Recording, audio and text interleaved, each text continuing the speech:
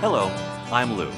Thanks for visiting Toastmasters International to learn more about gestures and body language.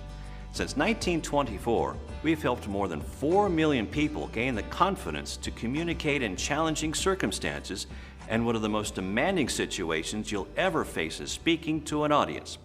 Here are some time-tested tips to help you prepare so that you feel empowered to impress others. As a speaker, you know that the messages your words convey can be helped or hurt by the messages your body sends. To be truly successful in communication, you must be in command of your hand gestures, posture, facial expressions, and overall body language. Today, I'm going to share some great tips that will help you master your movements. Have you ever been in front of an audience and had trouble letting go of a lectern? Or have you ever had any other problems? Nervous mannerisms can mean trouble for speakers, like shifting your weight, adjusting your glasses, wringing your hands.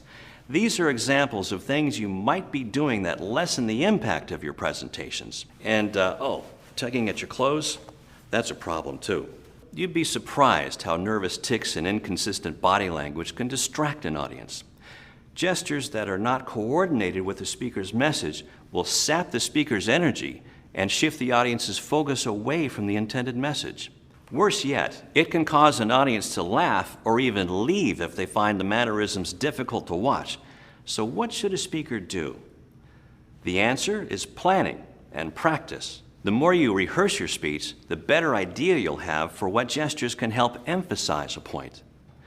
For example, if you want to explain to a group that your new cell phone is the size of a baby bird, you could make a cradling gesture by cupping both hands together and hold them out to be viewed.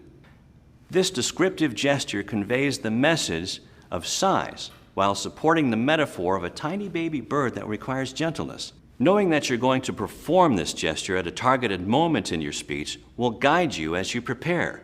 And when you perform planned gestures in a speech, you'll be able to channel nervous energy into constructive movements that help your ideas. Now, what kinds of gestures should you imagine when planning a speech? Think of them in 4 major groups. First, descriptive gestures, like the baby bird cradle, help make your words more clear. They can help describe things like the size, shape, and location of objects you're discussing. Second, emphatic gestures underscore what you're saying. They show strong emotion about something, such as a clenched fist that might show anger or determination. Third, suggestive gestures help you convey ideas and emotions, like shrugging your shoulders might suggest some irony in what you're saying. And fourth, prompting gestures are a good way to ask your audience to participate or respond. If you want them to raise their hands, for example, you may raise your hand to show them. Well, that's a lot of gestures, isn't it? And that's good. For all the choices, you can select those gestures that naturally fit what you want to say. Start by thinking about the ways you normally move and try to rehearse those movements that come naturally for you. And if you feel you have to force something that doesn't come out of your instinctive whole body movements, think of some other gesture or movement that feels more natural to your style. Once you let go of the lectern and begin to move around, you can take note of which movements help get your message across.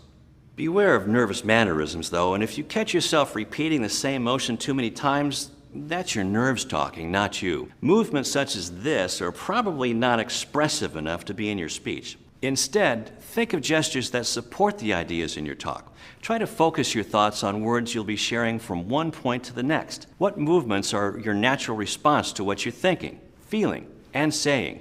Stop. I have a word of caution. Be careful that your gestures are culturally sensitive to your audience. Some gestures are offensive in one culture and not in another. It's important to know your audience and then plan your gestures in terms that they can understand and accept. Coordinating gestures, eye contact, and walking can be a challenge. Just remember that you'll have trouble making eye contact while walking across the stage, so limit the number of times you walk. When you arrive at a destination, be sure to stay there and make eye contact. You can perfect this technique with practice. With your planned and rehearsed gestures, you'll be able to let go of the lectern in no time and give your speech the impact it deserves. For more information on gestures and body language, please visit a Toastmasters Club. Find a location near you at Toastmasters.org.